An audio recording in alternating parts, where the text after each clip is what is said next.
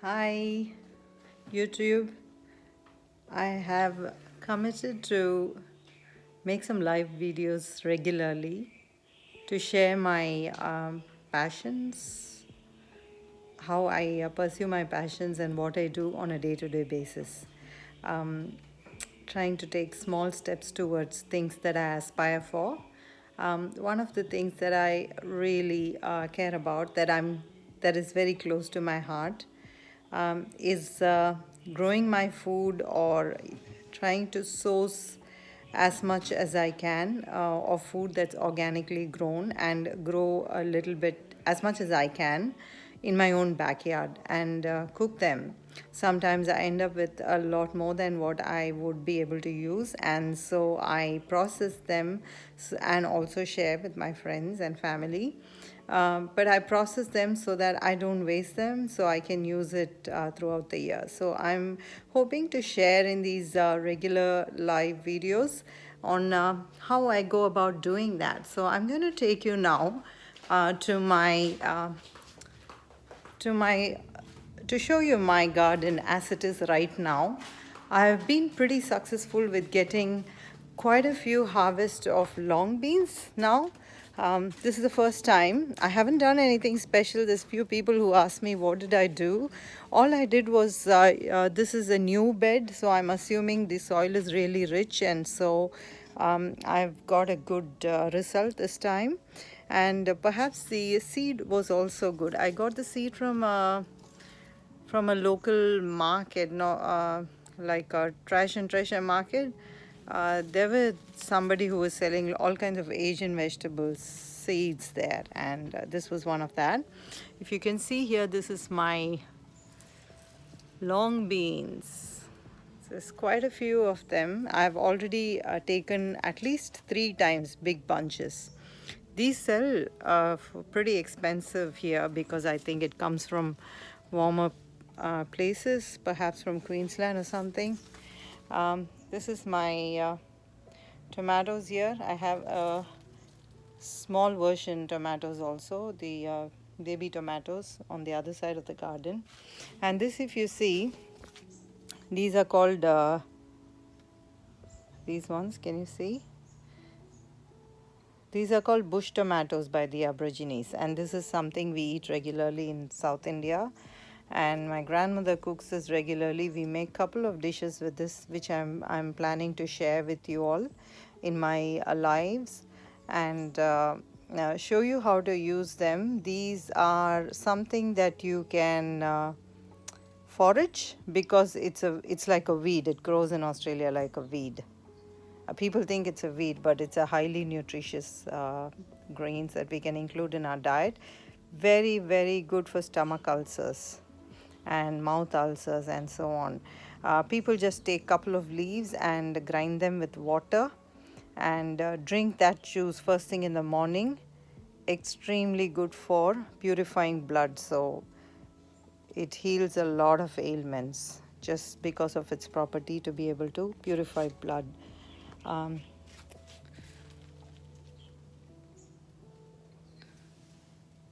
so I'm going to show you how to cook these. I'm going to harvest them now.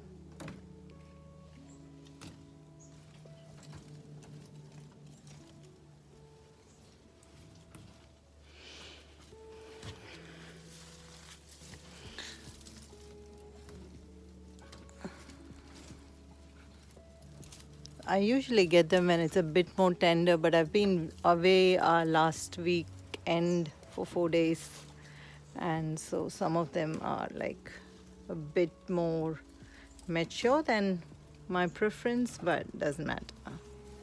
I've left a few mature ones to try and harvest some seeds later on.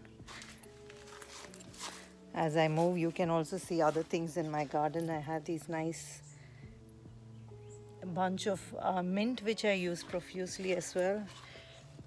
More long beans here. I'm gonna lay them on the table here while I get the rest.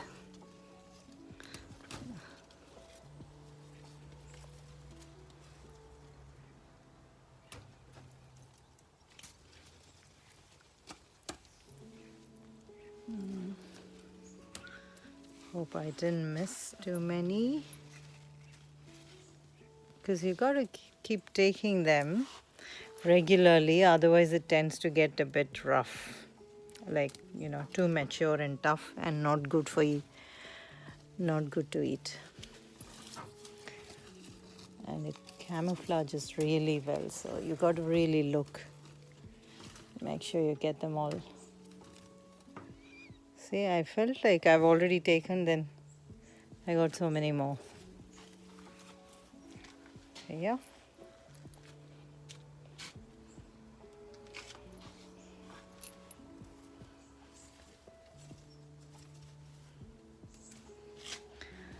What can be more joyful than making your own food, growing your own food and cooking them? What other best gift? I can't think of anything better than that you can give as a gift to your children. Healthy, organic food. And I can tell you that as a yoga teacher and a meditation teacher, everything is energy. And the more we interact with our food, the more it's going to be able to integrate into our energy and become part of our body more effectively. Because it's basically what we become, what we eat. So I'm going to cook this. And then I have over here, I have chopped cabbage. I'm going to show you how to make this. And chopped onions and green chilies. And I've soaked some broken chickpea. It's also called Bengal gram dal. You get it in the Indian shop. Or it's also called broken peeled chickpeas. So I've soaked a little bit overnight, and then I've chopped some cabbage, slit some green chilies, and I've got some onions here. I'm going to make a dish out of this and out of the long beans. Okay, let's get started. We're going to do the cabbage first. So I've got this little pressure cooker on. And for this dish, I'm going to use mustard oil. So I'm going to put about 1 tablespoon mustard oil. I use natural oils like mustard oil, olive oil, coconut oil, and sesame oil. I use different oils for different dishes based on what flavors goes best for what. So I always have all these oils next to me here. And yeah, my coconut oil there. So to mustard oil, I'm going to add some mustard. There's many variations of this, in fact, but this is what I'm doing today. So I make different variations also based on what I have on hand. So I always have, this is my staple spice box for tempering. So you can see I have mustard here, and this is, I don't know what it's called in English. We call it omam or ajwain in Hindi. I don't know what. It's really good for, to remove the when you eat lentils, it makes you gaseous. This is good for that. They give it to children also. It's good for digestion basically. And these are fennel seeds. And this is my jeera or cumin, which I'm going to add in a bit lavishly. And then I have powdered ginger. Then I have dried methi leaves and peppercorns here. So let's get back to our thing here. It's all nicely spluttering, as you can see. So mustard seeds and jeera or cumin seeds are nice and spluttered. I'm going to take my onions from here with the green chilies. Put it in.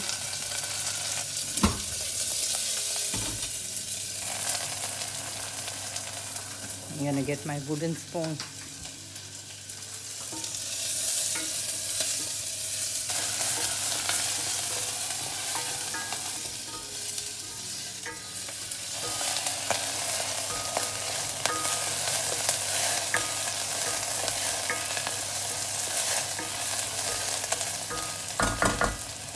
now we are ready to add the cabbage in.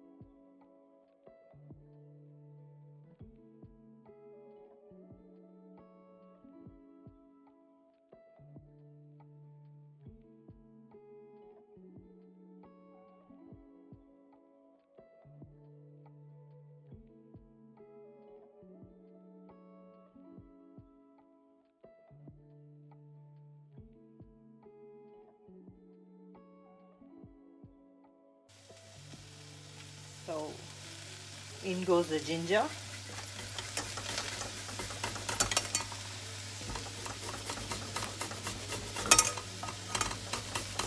It's going to give a nice flavor and heat as well, and I love it. I love the flavor of ginger.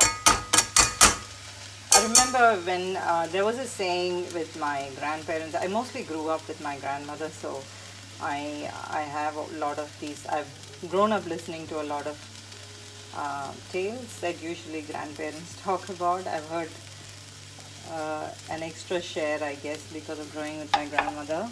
They say a day should not go without ginger for every meal. So for lunch, fresh ginger is used, which is what I'm doing today. And so why they say it's because indigestion is the root cause of all ailments.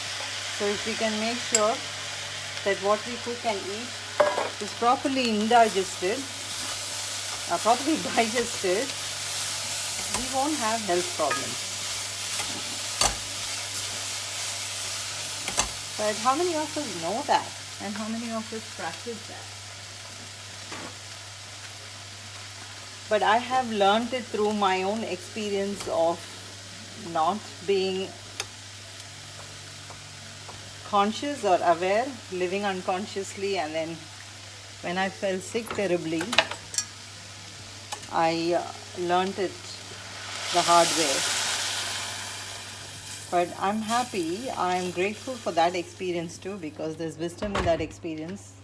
It makes me all the more passionate to make sure that I continue this lifestyle, not just for myself, but also to take it forward to my children the way I cook, and hopefully they will pick it up and learn and practice in their own life. So I have added the lentils, water, and I'm going to add salt now. Where's my salt? Here it is. So just enough salt.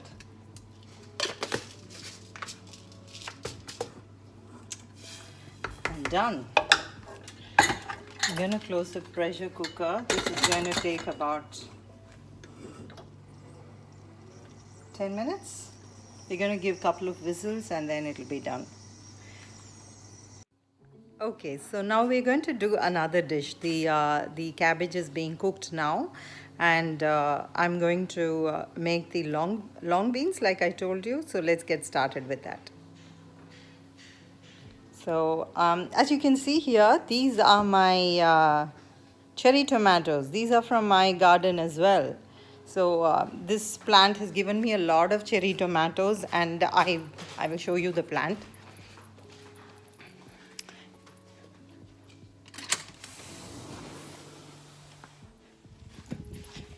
Can you see this plant?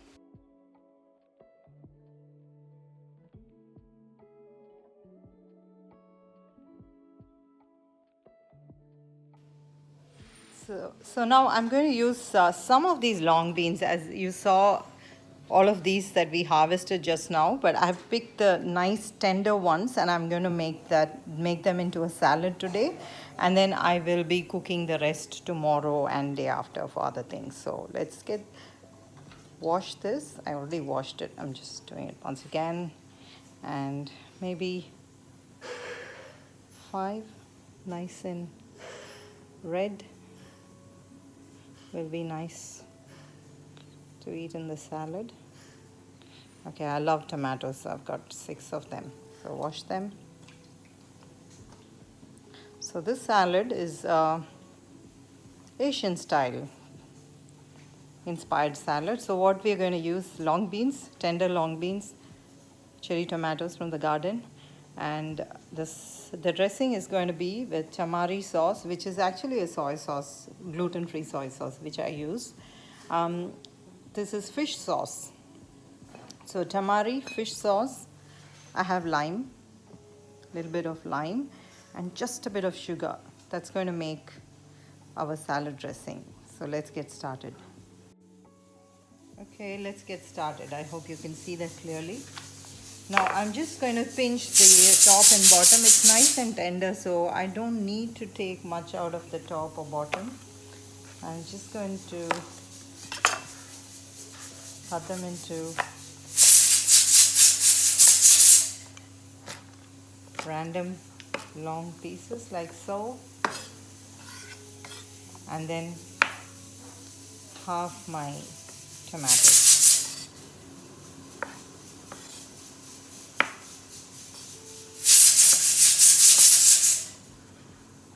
Okay, so our vegetables are done.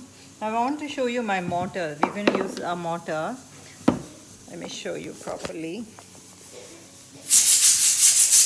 So in my mortar there is already some salt and chili flakes which I had pounded for something else earlier, and this is the leftover. So I'm going to use this in my salad. So we also need bird's eye red chilies, and I'm using dry bird's eye red chili here. I don't have fresh ones, but these works as well. And you can hear the pressure cooker going in the background. So what we're going to do is, I'm going to chuck my beans in.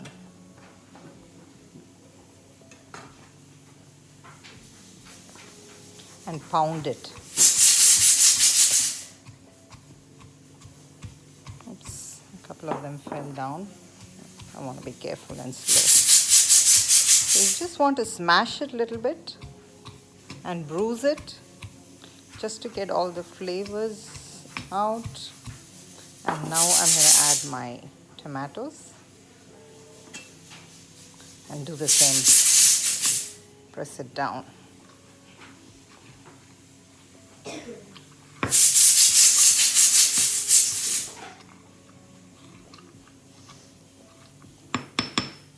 Now if you have peanuts, I use peanuts for this, but I don't have today, so I'm going to do without peanuts. Couple of dash of fish sauce. If you're a vegetarian, you can avoid the fish sauce, but that really packs a punch for the salad. So again, about less than a teaspoon of tamari sauce I've added, and then I will add some sugar and lemon. I'm going to add some sugar and lime. So just that's it.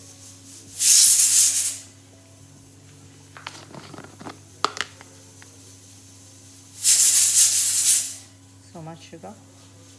That's too much. then we're going to give all this a nice mix with my pestle. And I think I have some coriander leaves, so I'm going to throw it in. It's not a must if you don't have.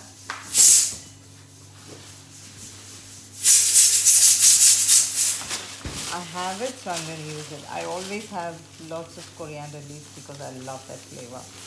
Apparently, there are people who either love coriander or hate coriander.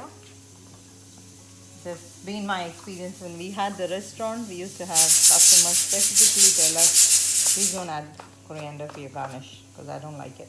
It tastes like soap.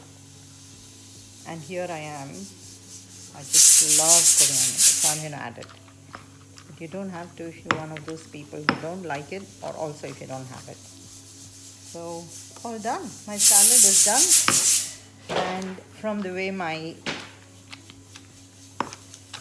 cooker is whistling, the cabbage is done as well. It's taken all in about not more than 20 minutes, including me videoing this whole thing.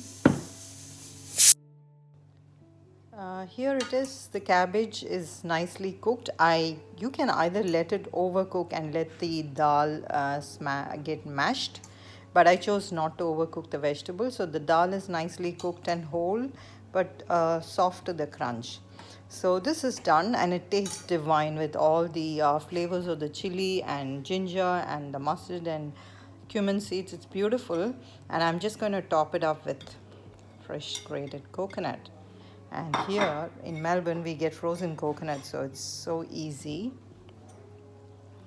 I'm going to mix this up. It's going to add another dimension. My kids love it. Cabbage, they read storybooks where they talk about how cabbage can be a smelly vegetable and so on. Like, it's a disgusting vegetable. But cabbage is not just to make kimchi or sauerkraut. In Indian cooking, there's lots of nice ways you can cook. I do it in many, many ways, and my children love cabbage because you can actually do really nice dishes with cabbage without any cabbagey smell. So I want to show you how I'm going to construct this meal.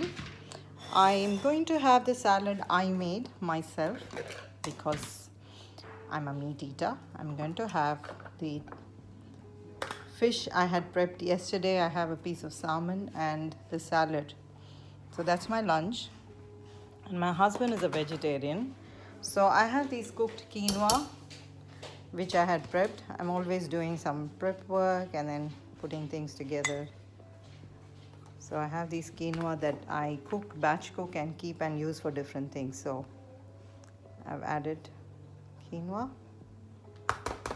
And to the quinoa, I'm going to add, because my daughter and my husband are vegetarians, I have to make sure I'm giving them enough protein. It's a bit difficult, so quinoa is high protein.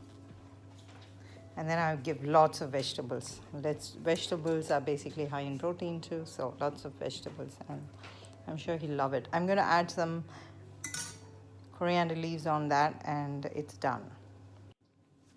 So here it is, the vegetarian lunch for my husband, and my lunch, piece of salmon with the salad from the garden, and then I've saved my rest of the cabbage here for tomorrow. And I've also done some of the prep works today. I can show you that. Here I have this batter for making idli and dosa. It's kind of a pancake, savory pancake that we make, which is done the previous day and fermented. Mine doesn't look white because I use whole grains for everything. It's used, they use red rice and a rice called idli rice, which is like a short grain white rice, and I use black gram dal and fennel seeds. So you got to soak them, but I'll show that in another video. This is for this week. I have done this, was one of the preps today. I've also steamed. I love my steamer. I've steamed long beans. This is for me and the kids and Vijay. And I've steamed potatoes, so I'll be doing different things with them. So these are prep for today and my lunch. Thanks for watching.